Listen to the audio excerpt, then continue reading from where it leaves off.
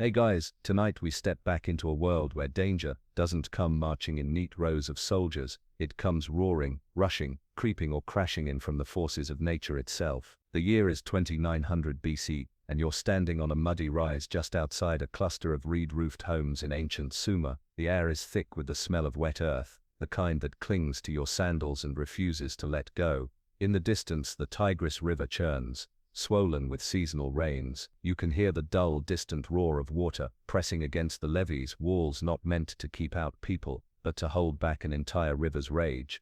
A boy runs past you, clutching a basket of clay sealing plugs for the sluice gates, his bare feet slapping the slick path. Somewhere, a woman shouts over the sound of rushing water, warning that the south embankment is starting to seep. You look up and see it, tiny threads of water leaking through the packed earth wall, each one a silent threat. And here's your reality check: you probably won't survive this if the wall gives way. This is not a war story, it's a survival story against an enemy that doesn't negotiate. Tonight, we're going to travel across continents and centuries, seeing how humans have built defenses not against armies but against nature itself. Before we begin, drop your current location and local time in the comments. Let's see where in the world we're all huddled behind our own invisible walls tonight. Now lean back, breathe slow, and let's walk along these walls together. Just remember, nature doesn't sleep, so you'd better not drift off too soon. The Tigris rises another inch, and we begin.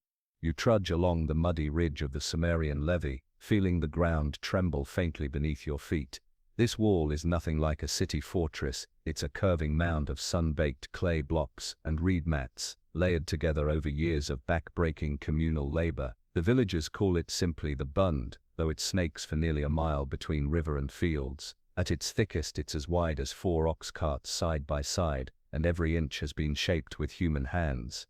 The purpose here isn't glory. No one carves triumphant inscriptions into a flood wall. It exists because without it, your crops vanish under brown water and your grain rots in storage. You've already heard the elders talk about the year of no harvest, when the embankment failed and famine followed. It's why you and everyone else are out here now, shovels in hand, tamping down fresh clay before the water creeps over.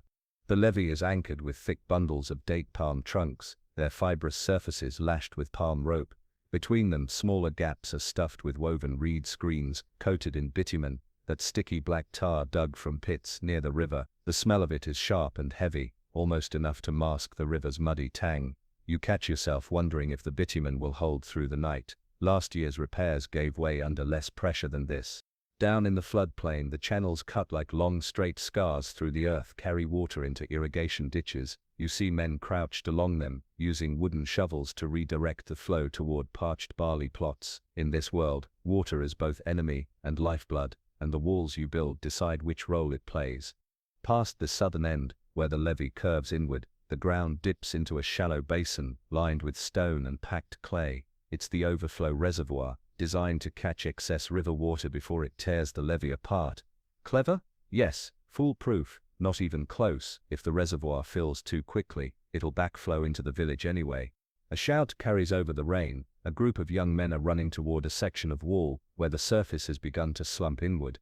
You follow, your sandals sliding on the wet slope, and see the problem: water is bubbling up from beneath the base. That's the levee's worst nightmare. Seepage from below, where you can't see the damage until it's too late. They jam reed mats into the gap and hammer them in with wooden mallets, trying to stem the flow. It works for now. The work never stops. Day bleeds into night, and oil lamps flicker along the top of the wall. Shadows sway across the packed earth, and the rhythmic thud of tamping mallets blends with the river's relentless hiss. Even in darkness, you can feel the wall's purpose. It isn't there to keep an enemy out, but to keep life itself in. Beyond this moment, history will carry forward countless other walls like this one: Dutch sea dikes, Japanese tsunami barriers, Indian terrace walls. But here, in this muddy Sumerian night, you understand the simplest truth: nature has no borders, so humans must draw them. The rain eases slightly, but the river keeps pressing. You take a breath, taste the grit in the air, and plant your shovel into the clay.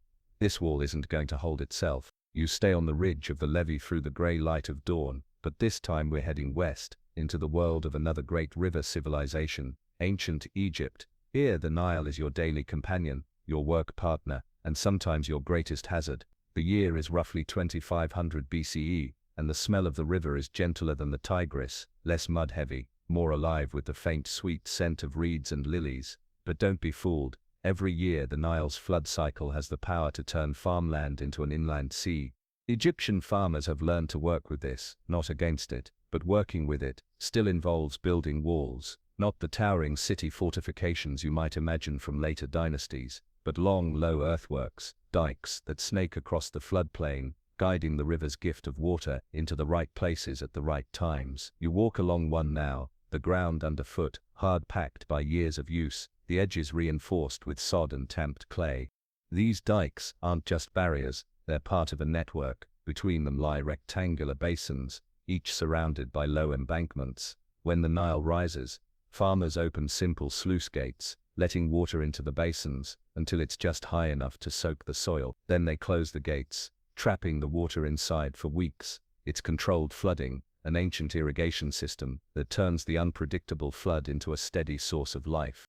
But the system works only if the walls hold. You see workers, men, women, even children, hauling baskets of mud on their shoulders to patch a worn section. They stomp the fresh earth into place with bare feet, their movements rhythmic and practiced. Nearby, an overseer calls out instructions reminding them that if this wall fails, the water won't just ruin the crops, it might sweep away homes. The Nile's power has shaped more than just farming, it's shaped the architecture of these defenses. The dikes are wide at the base and slope gently upward, so the pressure of the water pushes them tighter together rather than apart. The Egyptians have also learned to line certain sections with stone when possible, especially where the current is strong. You pass one of these spots now where large limestone blocks hauled from a quarry upriver gleam pale under the morning sun. A cluster of priests stands at a nearby embankment, offering prayers and small sacrifices to Hapi, the god of the inundation. Religion isn't just for temples here, it's part of infrastructure maintenance. If the river rises too little or too much, it's not only a practical problem, it's a spiritual one. The walls you walk along are as much about appeasing the gods as they are about holding back water. And here's where the cheeky reality check hits you. If you're picturing all this as a calm, orderly process, think again. In high flood years, the water can overtop the walls in hours, turning these carefully engineered basins into chaotic torrents. A breach in one dike can send a cascade into another basin, bursting through embankments like dominoes. You might be standing on solid ground one minute and knee-deep in churning water the next. You pause at a sluice gate, watching as a man uses a wooden lever to lift the heavy frame. The water rushes in with a low roar, curling around the edges of the opening. The gate is made of bundled papyrus stalks, lashed with rope, smeared with clay to keep the leaks to a trickle. Primitive by modern standards, sure, but when the alternative is losing an entire harvest, every handful of clay is worth it.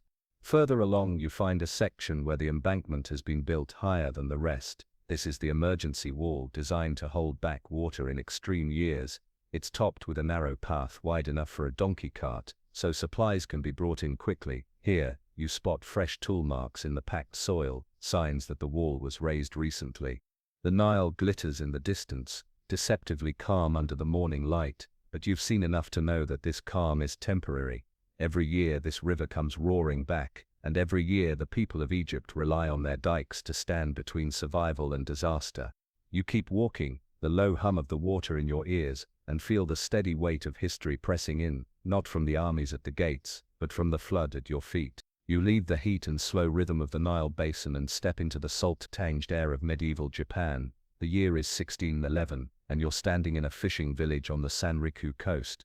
The gulls wheel overhead, the breeze is sharp, and the horizon is a flawless sweep of steel blue ocean. But beneath this postcard scene lies memory, a memory the villagers will never forget. That year's Keicho Sanriku tsunami came in higher than the roofs of their houses, sweeping entire streets into the sea. Ever since, walls here have been built for an enemy you can't see coming until it's already at your door.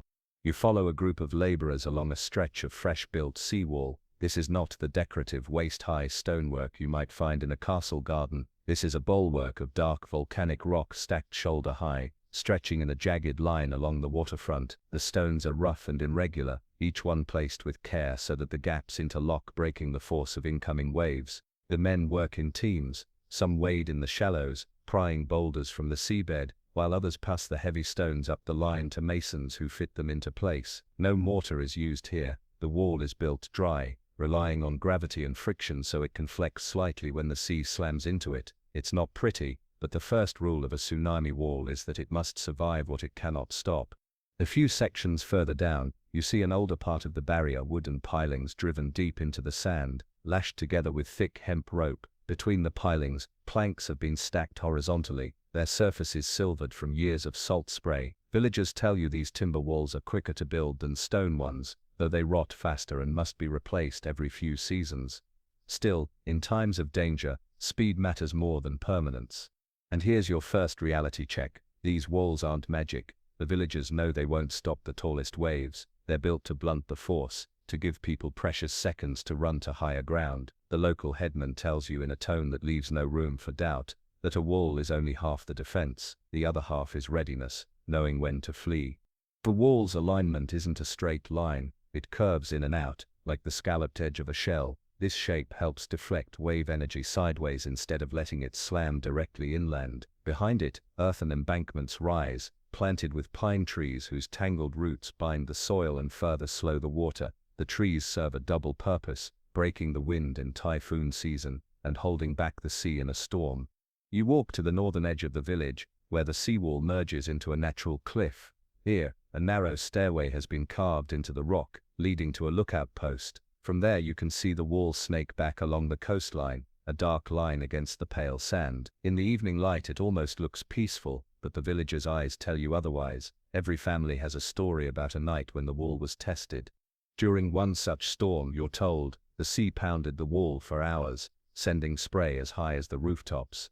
The gaps between the stones hissed and spat like boiling kettles, and the timbers shuddered with every wave, but the wall held, and when dawn came, the village was still standing. In the distance, fishing boats rock gently at anchor. You think about how fragile they look compared to the wall, and then you realize the truth. In a place like this, fragility is a constant. The sea wall isn't a permanent answer, but it's a promise that the people here refuse to surrender their shore without a fight. The tide is rising again now, licking at the base of the wall. You turn away from the water and head inland, your steps in time with the sound of waves hitting stone, a slow, steady drumbeat of vigilance. The salt spray fades, the ocean's roar quiets, and now you're wading through brackish shallows into the heart of a floating city, Venice, 15th century. The scent here is a complex blend: damp timber, seaweed, and the faint sourness of stagnant water. Gondolas rock lazily against wooden posts, and the voices of merchants echo along narrow canals. But while most visitors see Venice as a jewel of trade and art, you're here to notice something else entirely: the walls beneath the waterline, holding back the Adriatic Sea. Venice's defenses against nature are unlike any you've seen so far. Here, there's no towering stone curtain facing an enemy. The true barrier is hidden in the lagoon itself, a patchwork of human-built islands, mud banks, and submerged embankments designed to blunt the force of tides before they ever reach the city. You step from a narrow alley out onto a stone quay and look down. Massive blocks of Istrian limestone form the embankment edge, each one smoothed by centuries of waves. This isn't a single wall but a layered system. First, barrier islands, long, low strips of sand, guard the outer lagoon, their shorelines reinforced with timber piles driven deep into the seabed.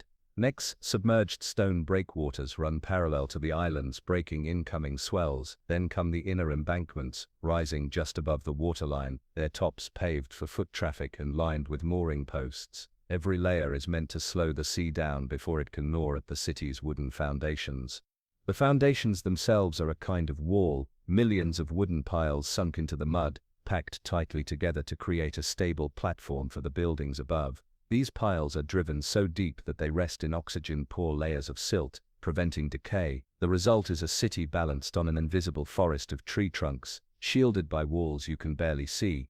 And here's your reality check. While Venetian walls keep the sea out most of the time, they also trap water in when tides are high and storms push the Adriatic into the lagoon. When that happens, the streets themselves become canals, and you might be wading to your own front door. The maintenance is constant. You pass a crew of workers, Marangoni hammering fresh oak piles alongside a rotting section of quay. Their mallets thud in steady rhythm, each strike sending vibrations up through the stone. Nearby, others haul baskets of rubble to fill gaps in a submerged breakwater that took a beating in last winter's storms. Even in a city of marble palaces, this muddy, back-breaking work is what keeps the place standing. Some defenses are more recent. You hear of sluice gates installed at the mouths of key canals, designed to close during extreme tides. They're crude compared to modern systems, but they can mean the difference between a wet market square and one knee-deep in salt water. In the evening, the tide turns, and the water level drops, just enough to expose the upper stones of the outer breakwater. You watch small waves curl and break against it, their energy spent before they reach the lagoon. That's the wall doing its job, silently, invisibly, with no banners or trumpets to announce its importance. As you step back onto the gondola, the boatman shrugs toward the horizon. The sea will win one day, he says, maybe, but until that day, Venice's walls, seen and unseen, will keep pushing back. The oar dips into the darkening water, and the city slips behind you, a glimmering maze defended not by soldiers, but by stone, wood and the stubborn will to endure. From the quiet slap of Venetian waters you move north to a place where the sea isn't just a neighbor, it's an ever-hungry rival. The year is around 1250 CE, and you're standing on a windy stretch of coast in what is now the Netherlands. The sky is the color of pewter, gulls wheel and cry overhead, and the air is thick with the tang of salt and peat. Before you lies one of the earliest sea dikes, a man-made wall not to keep out soldiers but to stop the North Sea from swallowing whole villages. This dike isn't a tidy stone wall, it's a massive, earthen embankment, long and low, stretching so far you can't see where it ends, built up over generations. It's made of clay, dug from nearby pits, layered over a heart of peat sods, stacked like bricks. At its base, the wall is as wide as a small barn, sloping gently toward the sea to deflect waves, rather than meet them head-on. The outer face is lined with thick mats of woven reeds, lashed in place with willow branches to keep the clay from washing away. A procession of laborers is at work along the crest. Some carry wicker baskets of fresh clay, others tamp the earth with heavy wooden rammers. Children drive cattle back from the tidal flats before the water rises. Their hooves have a bad habit of weakening the wall. The whole scene feels like a festival without the fun. Everyone knows that if this wall fails, the sea will pour in and turn farmland into a briny wasteland for years. Behind you lies the polder, reclaimed land, lying lower than the water beyond the dike, crisscrossed with drainage ditches. Without the wall, this land wouldn't exist. It would be tidal marsh at best. Small windmills dot the horizon, already being used to pump seepage water back into the sea. These aren't the postcard-perfect windmills of later centuries. They're squat, rough structures of timber and canvas sails, turning slowly in the stiff wind. Here's your reality check. Building the dike is one thing, keeping it alive is another. After every storm, the entire village walks its length, checking for soft spots, rodent burrows, or slips in the reed facing. Even a small hole can become a breach in hours, and when that happens, the water doesn't just come in, it rushes foaming, ripping away clay and peat in a widening mouth until the whole section is gone. To fight this, the Dutch have learned to give the sea somewhere else to go. Just beyond the dike, in certain places, they've built secondary spillways, low sections that allow a controlled overflow into sacrificial fields during extreme tides. Those fields become temporary lakes, sparing the main polder from destruction. You stand atop the crest, wind whipping at your cloak, and watch the tide push in. The waves strike the reed-covered slope, breaking into frothy white water. The wall absorbs the hit, the slope bleeding off the force, the reeds trapping sediment that will be packed into the clay later. It's not a perfect system, but in a land where the sea once reached far inland, every tide the dike holds is a victory. As you walk along the ridge, you pass a carved wooden marker showing the height of a storm surge from decades past. The mark sits higher than your head. It's a blunt reminder. Without this wall you'd be standing under 10 feet of seawater. The wind picks up again, and you feel the faint tremor of waves hitting the wall's base. Somewhere behind you, a mill's sails creak as they turn, pushing water back toward the sea. The fight here never ends. It only pauses between tides. From the cold spray of the North Sea you step into a place where the threat doesn't roar in waves but creeps in on the wind. Sand. The year is around 1100 CE, and you're in the Maghreb, somewhere between the edge of cultivated farmland and the yawning Sahara. The air is bone dry, the sunlight glaring off pale dunes, and a faint constant hiss carries across the landscape as grains of sand drift against everything in their path. Before you rises a wall, but not the kind meant to repel people or even water. This is a sand wall, a long, low rampart of mud brick and stone built to halt the slow and stoppable march of dunes toward farmland and villages. It runs in a ragged line along the settlement's northern edge, about as high as your shoulders and 3 paces thick at the base. The outer face, the one staring down the desert, is angled, so that the wind-blown sand is deflected upward instead of piling straight against it. You follow a group of villagers along the wall as they work. Some carry baskets of damp clay to patch cracks where last season's heat baked the surface until it flaked away. Others plant rows of scrubby tamarisk bushes at the base, their roots clutching the soil and helping to trap drifting sand before it hits the wall. The work is dusty and thankless, but everyone here knows what happens if you stop the dunes' advance, smothering fields and burying irrigation channels in weeks. On the desert side, the ground is already uneven with old drifts. Some rise nearly to the top of the wall, forcing workers to climb up and shovel sand back toward the open desert. It's an endless cycle. The wind brings it in, and human hands push it out again. You might be tempted to laugh at the idea of fighting the Sahara one shovelful at a time, until you realize the alternative is losing everything that grows here.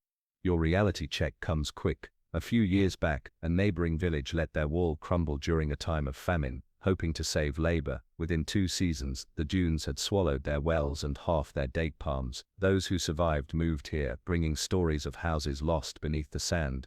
Some of the defenses are clever in their simplicity. Small, perforated wooden fences run parallel to the wall at intervals, catching and slowing the sand before it reaches the main barrier. Between these fences and the wall, shallow ditches are dug so workers can scoop out trapped sand more easily. These aren't grand engineering marvels, they're practical, adjustable tools for survival. You climb a short watchtower at one corner of the wall and look out. To the south, a patchwork of green fields spreads toward the horizon. Barley, chickpeas, date palms, all of it dependent on irrigation channels drawn from a distant well. To the north, the dunes stretch away in rippling gold, their crests shifting almost imperceptibly in the heat haze. The wall won't stop the desert forever, everyone here knows that, but for now, it buys time, seasons to plant, harvest and rebuild before the next push of sand. It's not victory, but it's survival, and in a place like this, that's enough.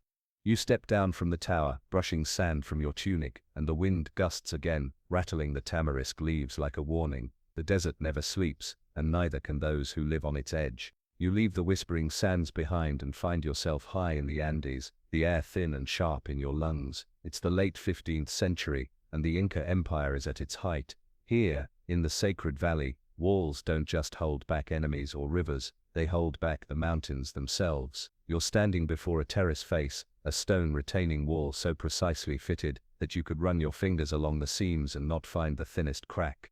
The Andes are dramatic, beautiful, and dangerous. Rainstorms sweep in without warning, turning hillsides into slick slides of mud and rock. Without intervention, an entire slope can collapse, wiping out crops and homes. The Incas have answered this with terraces, narrow, stepped plots cut into the mitant and supported by walls of hand-shaped stone. Each wall is a defense against gravity. You step onto one of these terraces, feeling the crunch of gravel beneath your sandals. The wall below you is built from irregular granite blocks, fitted together like a puzzle. No mortar binds them. Instead, they lean slightly inward using the mountain's weight to their advantage. Behind the stones, layers of gravel, sand and topsoil allow water to drain quickly, preventing the wall from becoming waterlogged and collapsing during heavy rains. Workers move along the terrace, inspecting each section. A man taps at a stone with a hammer, listening for the hollow sound that warns of gaps behind it. Another shovels gravel into a small breach, sealing it before it can widen. Down the slope, women in brightly woven shawls weed the crops, maize, potatoes, quinoa growing in neat rows. Here's your reality check. Without these walls, none of this would exist. The steep slopes are fertile, but only if they're tamed.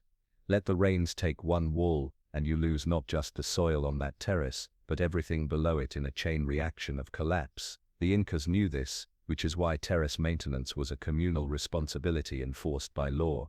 Some terraces climb so high they vanish into the mist, their walls looking from a distance like the stacked teeth of a giant stone comb. Others are short and broad, forming steps that follow the curve of the mountain. In some places, small canals run along the terrace tops, carrying meltwater from distant glaciers. That water is guided, slowed, and spread evenly across each plot by stone-lined channels. Yet another wall-like structure, directing nature rather than stopping it. You run your hand over the granite. It's cool and slightly damp from last night's rain. These stones have been here for centuries, and their fit is so tight that not even a blade of grass can grow between them. Earthquakes shake the Andes often, but the walls flex slightly, absorbing the shock without breaking apart. Modern engineers will one day marvel at this, but for the Incas, it's simply how you keep the mountains from eating your fields. From your vantage point, you can see dozens of terraces stepping down the valley, their walls catching the sunlight in alternating bands of gold and shadow. Below, a river snakes between green fields, and beyond that, more terraces cling to the opposite slope. The wind carries the scent of wet earth and wood smoke, and you realize that in this high, thin world, every bite of food is a triumph of engineering over erosion. These walls aren't here to win battles, they're here to keep life from sliding away. As clouds drift low over the peaks, you descend the stone steps between terraces, each one a reminder that here, survival is built one wall at a time. From the misty terraces of the Andes, you cross the globe to ancient China, where another natural threat demands its own kind of wall.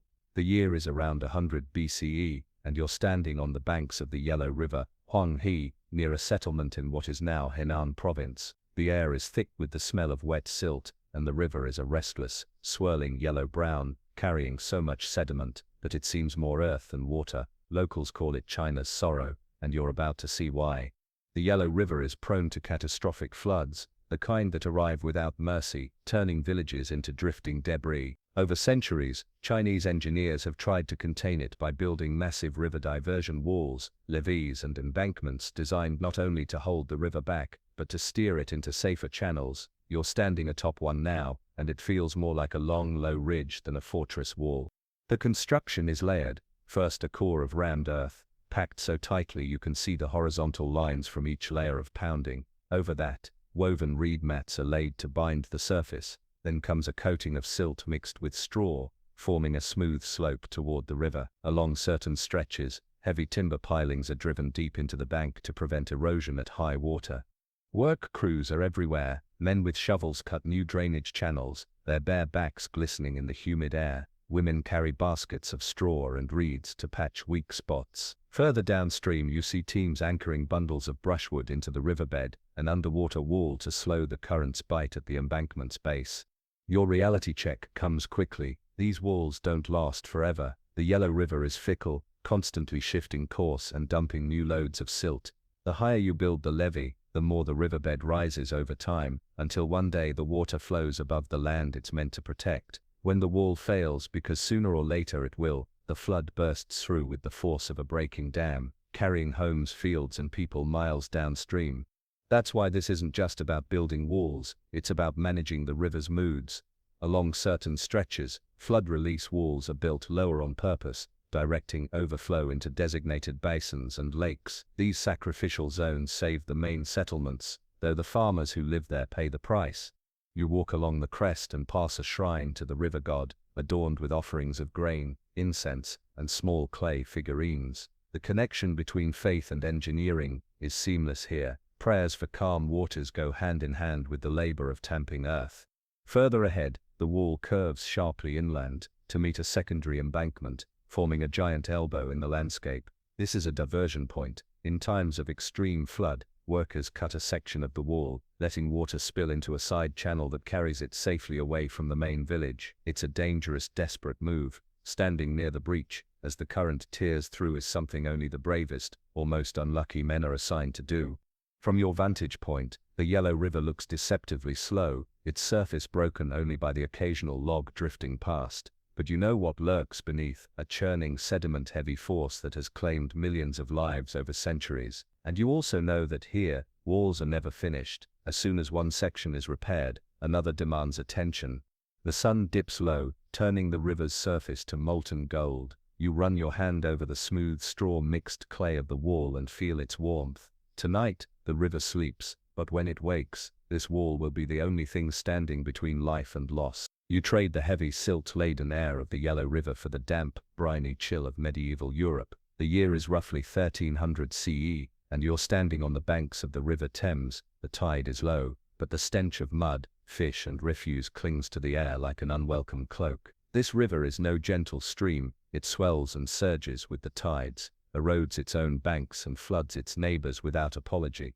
Today, you're here to walk the length of one of London's early river revetments, walls not to fight enemies, but to keep the river from eating the city.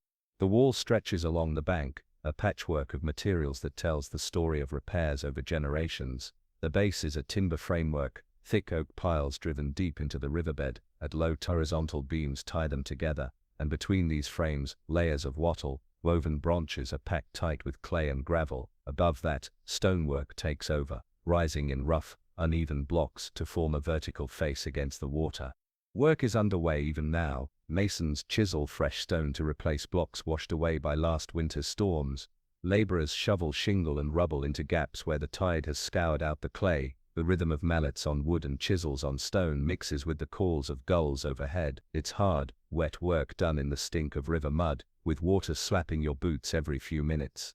Reality check: this wall is not here to look pretty, and it's not even here to last forever. Timber rots, clay crumbles, a single spring tide combined with a storm can batter it into splinters, but without it, warehouses along the waterfront would lose their footings, and streets would vanish under brown, swirling floodwater. Further downstream you pass an older section where the wall curves outward into the river. This bulge is deliberate, built to deflect the current away from a weak section of bank. The outer face is lined with sharpened stakes, partly to break floating debris before it smashes into the wall and partly to discourage anyone from mooring boats there without permission. In other places, the wall isn't vertical at all. It slopes gently toward the water, faced with cobblestones set into lime mortar. These sloping revetments are easier to maintain and absorb wave energy more effectively, though they take up more space along the bank. On top of these, narrow footpaths run between warehouses and the water, busy with porters carrying sacks of wool, barrels of wine and crates of salted fish. The river is as much a threat as it is a lifeline. You hear merchants complain about the cost of constant repairs, yet they all agree on one thing: without these walls, there would be no trade, no city. The Thames would simply take back its floodplain. As you walk, you pass a small shrine set into the wall, a weathered wooden carving of St. Christopher, patron saint of travelers. Coins and flowers sit at its feet, offerings for safe passage and steady tides. Up ahead, the wall ends abruptly where the bank slopes back into marshland. Beyond this point, the land floods with every tide. The contrast is striking behind you: cobbled streets and sturdy warehouses. Ahead, a boggy expanse dotted with reeds. The wall is the dividing line, the quiet guardian of the city's edge. The tide is beginning to rise now, swirling against the timbers with a hollow, knocking sound. You turn away from the water, boots leaving damp prints on the cobbles, knowing the wall will keep the river at bay, at least until the next storm decides to test it. From the murky Thames, you travel south to a place where the threat doesn't come in tides or storms, but on four legs and with a hunger that can strip a field bare overnight. The year is around 1500 CE, and you're in the savanna edgelands of East Africa, where the line between farmland and wilderness is thin and constantly tested. Here, walls aren't just for people, they're for keeping out lions, elephants, and other wild animals bold enough to wander into the village. Before you stretches a barrier that looks at first glance like a ragged hedge, but on closer inspection, you see it's a carefully built animal wall. Its base is a ring of stacked stone, waist high, topped with dense bundles of thorn branches woven together like a cruel natural barbed wire. The thorns are wickedly long, hard enough to pierce skin and thick enough to catch a lion's mane or an elephant's trunk.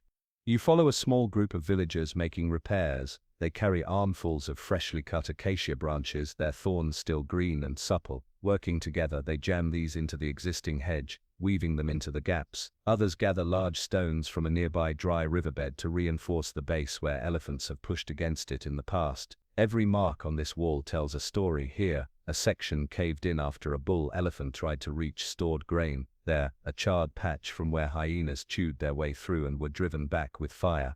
Reality check: these walls aren't foolproof. A determined elephant can knock over a section in minutes, but they work most of the time, and most of the time is enough to keep a village alive. The real strength is in vigilance. At night, guards walk the inside perimeter with torches, listening for the crack of branches or the rustle of something big moving outside. Some stretches are doubled, an outer thorn fence, then a gap, then an inner wall of heavier stone. The space between acts as a buffer zone, giving hunters time to react if an animal breaches the first layer. In the rainy season, when vegetation is thick and animals roam closer to human settlements, The wall is reinforced weakly. You pass a narrow gate, made from heavy wooden poles, lashed together with strips of hide. It swings inward only, so a charging animal will push it tighter closed, rather than burst through. Just inside, a small watch platform gives a guard a clear view over the thorn tops. From up here you can see the wall's full loop around the village, a jagged green-brown line that keeps cattle, goats and people safe, while the night belongs to predators. The smell of smoke drifts from a cooking fire, mingling with the earthy scent of fresh-cut acacia. Somewhere beyond the wall, you hear the low, resonant call of a lion. It's a sound that makes the hairs on your neck stand up, even knowing you're on the safe side. The sun sets in a blaze of orange over the savannah, and shadows stretch long toward the wall. Soon the guards will take their positions, and the village will settle in for the night. Out there, the wild keeps moving. In here the wall stands ready, not as a weapon but as a promise. You may come close, but you will not pass without a fight. You leave the warm grassy savannas for a place where the danger doesn't walk. It falls. The year is somewhere around 1400 CE, and you're in a snowbound village in the Swiss Alps. The air is thin, sharp enough to sting your nose, and the mountains loom above like frozen giants. Up there, on the steep slopes, enormous cornices of snow hang precariously, waiting for the right moment to come crashing down. The villagers call them by names that sound almost affectionate, until you realize those names belong to avalanches that have taken lives. To fight this, they built timber snow fences, walls not for keeping something out, but for holding it in place. You hike up a narrow path and find the first row, a long line of heavy wooden planks fixed horizontally between thick posts, sunk deep into the frozen ground. Each fence stands waist-high to a man, running across the slope like a stitch, holding fabric together. The concept is simple: slow the snow before it starts moving. The fences catch drifts as they form, breaking the wind's sweep and forcing snow to settle in smaller, stable layers instead of one massive slab. It's not elegant work, but here, elegance isn't the goal, survival is. You watch as a team of men, roped together for safety, hauls fresh timber up the slope. They plant the posts in holes carved through the crusted snow, anchoring them with stones and packed ice. The cold bites at your fingers even through your gloves, and you can see why repairs are done quickly, linger too long, and frostbite is the least of your problems.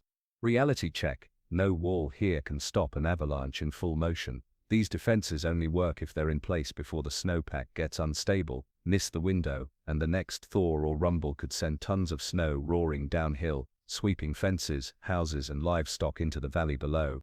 From your vantage point you can see several rows of fences stepping up the slope, each one a little higher than the last. Between them, the snow lies in neat, rippled mounds instead of sheer, smooth slabs. Below, the clustered wooden houses of the village huddle close to one another, their roofs piled thick with snow that will be carefully shoveled off before it becomes a danger of its own. Some sections of the wall are more elaborate, triangular wooden frames designed to catch, not just snow but the small rocks and debris that often ride with it. Others are reinforced with living barriers, tight clusters of spruce trees planted deliberately along avalanche paths, their branches acting like nature's own snow fence. A bell rings from the village below. It's the evening signal telling workers on the slopes to head back before the light fades. You follow them down the path, narrow and icy, your boots crunching through packed snow. Behind you the fences stand quietly, already catching the fine powder drifting on the wind. As you reach the edge of the village, the mountains are turning purple in the fading light. You know that tonight, while the villagers sleep, the fences will keep working, unseen and unthanked, holding the weight of winter in place until spring. You leave the icy slopes of the Alps for a place where the air is warm, humid and thick with the smell of salt and mud. The year is somewhere around the 13th century, and you're standing in a coastal village in what is now southern Thailand. The tide is out, revealing a tangle of roots rising from the muck like the ribs of some giant, sleeping creature. These aren't fallen trees, they're a wall, alive and growing, made of mangroves. Here, the villagers don't just build barriers against the sea, they plant them. Mangroves form a living wall, their interlocking roots binding the shoreline, trapping silt and breaking the energy of incoming waves before they can hit the houses on stilts further inland. You stand ankle-deep in warm mud, the water lapping gently against your legs, and watch as the roots twist and braid around each other, dense enough to stop even small boats from pushing through. The process of creating this wall is patient work. Men and women wade out at low tide carrying bundles of young mangrove saplings. They push each one deep into the mud, spacing them carefully so their roots will knit together as they grow. The work is quiet except for the squelch of mud and the soft splash of water. Once planted, the saplings need little tending. Nature takes over, as tides bring sediment that builds up around the roots, raising the level of the shore over time. Reality check: mangrove walls are not instant defenses. They take years to mature, and during that time, the shoreline is still vulnerable. Storm surges can rip out young trees before they're established, and a bad cyclone can flatten even older stands. But when they're healthy, mangroves can absorb the brunt of waves that would otherwise smash homes to splinters. Some villagers also weave brush fences just seaward of the mangroves, trapping extra sediment to speed the trees' growth. Others plant nipa palms along the edges, their broad leaves providing thatch for roofs, while their roots help anchor the soil. The wall here is more than just protection. It's a source of materials, food, and even shelter for crabs, fish, and birds that the community depends on. As you walk along the muddy edge, you notice a difference between the mangrove-protected shoreline and the unprotected stretch beyond the village. There, the land slopes sharply into the water, the bank gnawed away by tides. Here, the shore is wide, with small patches of grass and reeds growing in the trapped sediment, a buffer zone that didn't exist before the mangroves took root. The sun dips low, painting the water copper. The villagers finish their planting and wade back toward the houses, their silhouettes framed by the knotted roots of the wall they've built with their own hands. It will stand here long after they're gone, growing, thickening, and holding the land together against the endless pull of the sea. You leave the warm shallows of the mangrove coast for an island where the air smells faintly of sulfur and the ground trembles now and then under your feet. The year is 1669, and you're on the slopes of Mount Etna, in Sicily. The volcano looms above, its peak hidden in a haze of smoke, and you're here to see a different kind of wall, one built not for water, wind, or beasts, but for fire. Below you, a ribbon of black, half-cooled lava snakes downhill toward a small village. Between the advancing flow and the homes, a wall rises, dark, rough, and freshly built. It's made of the same volcanic rock that threatens to bury the fields, stacked by human hands in a desperate race against time. This is a lava diversion wall designed to slow and redirect the molten river before it reaches the houses. Men work in pairs, dragging stones from a hastily quarried pit nearby. Some stones are still warm from being split away from older lava flows. They build in a wedge shape, with the point facing uphill toward the lava, so that when it meets the wall, the molten rock will split and flow around it instead of over. The idea is simple enough, but standing here, feeling the heat on your face from 100 paces away, you know it's far from guaranteed.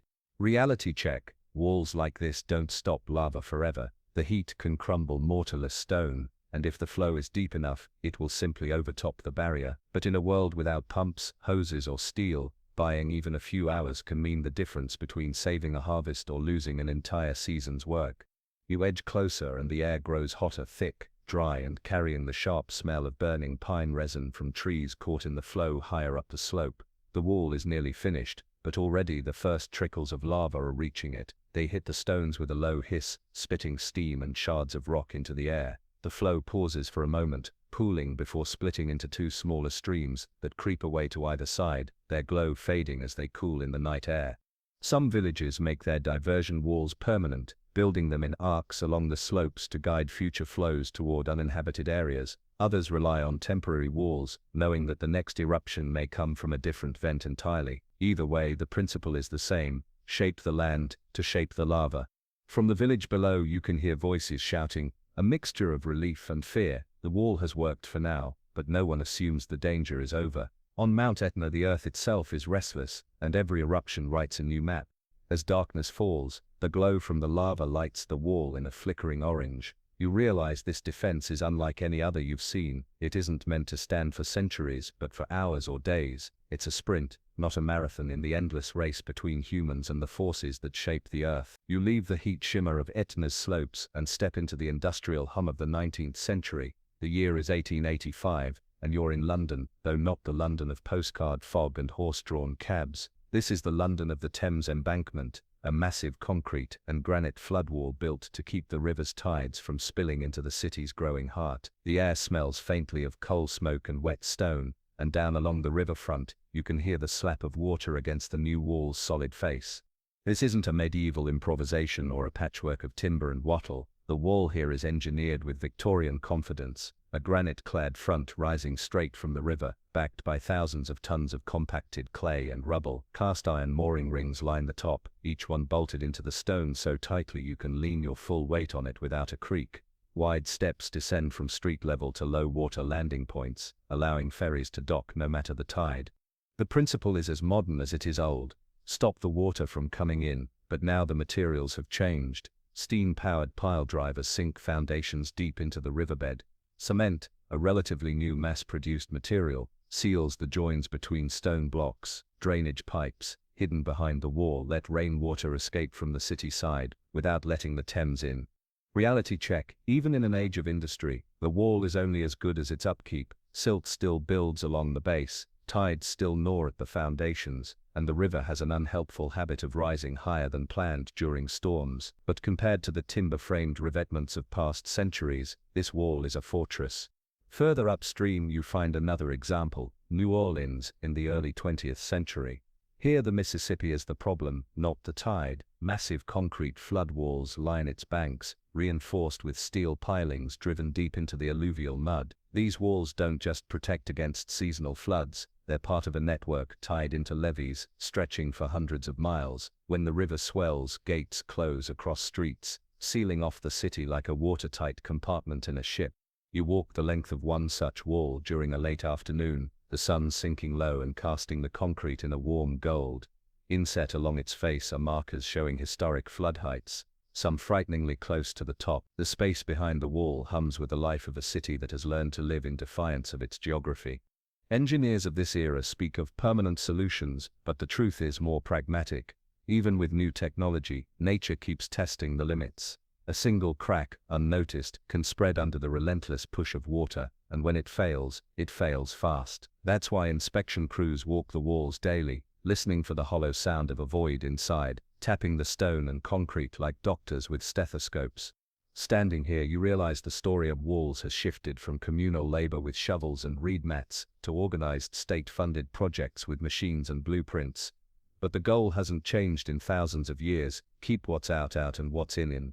The street lamps flicker to life above you, their light glinting on wet granite. Somewhere downriver, a steamer's whistle echoes, and you know that tomorrow, and every day after, the wall will face the same ancient question: can you hold? You step away from the soot-streaked walls of the industrial age and into the 21st century, a world where walls against nature are more advanced, more expensive, and in some ways more fragile than ever. The place is the Netherlands again, but now the year is 2020 and the air carries the tang of the North Sea mixed with the faint ozone scent of modern machinery. You're standing before a section of the Maaslandkering, a storm surge barrier, the size of a skyscraper laid on its side, part of a nationwide system that blends the oldest idea in human defense with the newest technology.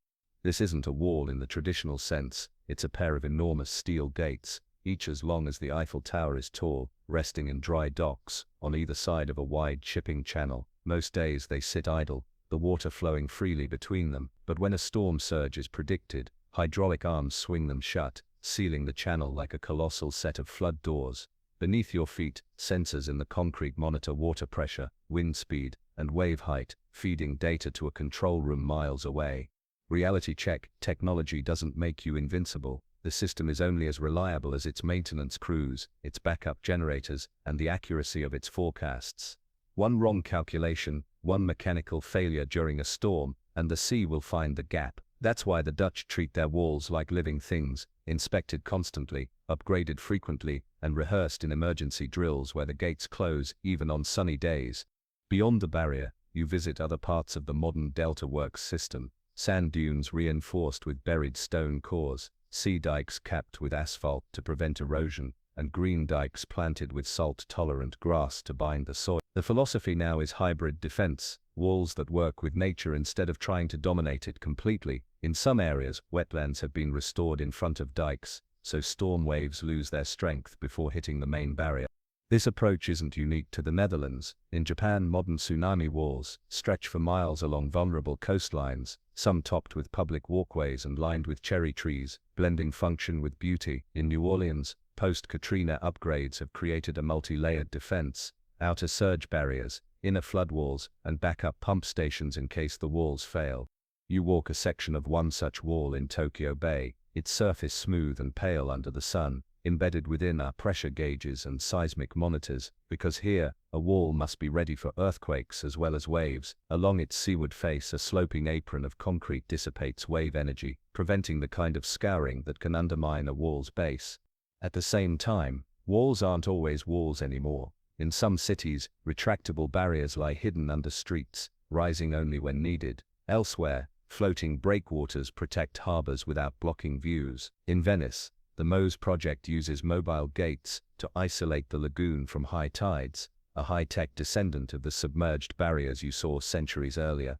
Looking around, you see the arc of history in one place, from reed mats to steel gates, from back-breaking communal labor to algorithm-driven control systems. And yet, the equation is the same. Nature tests, humans respond, and the line between safety and disaster is drawn, quite literally, in walls. As the sun sets over the North Sea, the great arms of the Maesland Kering stand open, waiting for the next call to close. You can't help but wonder, will it come tomorrow, next month, or in 10 years? In this business, it's never a question of if. From the sleek steel gates of the present, you step into the near future, one where the old lessons of wall building are being reshaped by climate change and the reality that no barrier lasts forever. It's the 2040s, and you're standing on the waterfront of Jakarta, Indonesia, where the air smells of salt and diesel, and the skyline shimmers in the humid heat. The city has been sinking for decades, the sea pressing closer each year. Now an immense new seawall curves along the coast, not just a defense, but a statement that the people here refuse to retreat. This wall is unlike anything you've seen before. Its seaward face is a sweeping arc of concrete clad in white ceramic panels, each one designed to resist the corrosive bite of salt water. At its base, artificial reefs extend outward, breaking the incoming waves before they hit. On top, a wide pedestrian boulevard doubles as an evacuation route in case of storms, lined with benches and solar-powered lamps. Beneath your feet, an entire network of pumps and drainage tunnels works constantly to keep water from welling up behind the wall during heavy rains. Reality check. Even this marvel has limits. The engineers who built it talk openly about its lifespan, 50 years, maybe 100 if the sea doesn't rise faster than expected. Behind the scenes, they're already planning for reinforcements, higher walls, or entirely new strategies if global temperatures keep climbing. It's not just Jakarta. In Bangladesh, cyclone shelters are connected by raised embankments that double as floodwalls. In the Maldives, artificial islands ringed by sea barriers are being created to replace land that might vanish beneath the waves. In New York, retractable storm surge gates guard the mouths of rivers, while living shorelines of oysters and marsh grasses soften the blow of storms without the stark look of concrete. And yet, in every case, the modern walls still echo the old ones. A Dutch engineer visiting Jakarta points out that their curved seawall isn't far in principle from the medieval dikes at home. A historian here notes that the mangrove belts planted in front of parts of the barrier are a direct nod to the living defenses used in Southeast Asia for centuries. Technology evolves, but the idea remains constant. Use the best tools of your time to hold nature at bay, for as long as you can. You walk along the top of the wall at dusk. Below, fishermen mend nets on the sheltered side, while out beyond the reef, waves crash harmlessly against the new defense. In the orange glow of the sunset, the wall looks almost delicate, but you've walked through enough history to know it's the product of countless centuries of trial, error, and stubborn human will. And as night falls, you realize the truth that ties together Sumerian levees, Egyptian dikes, Indian terraces, and steel storm barriers. No wall is truly without war. The battle is simply with an enemy that doesn't march. It rises, flows, shifts.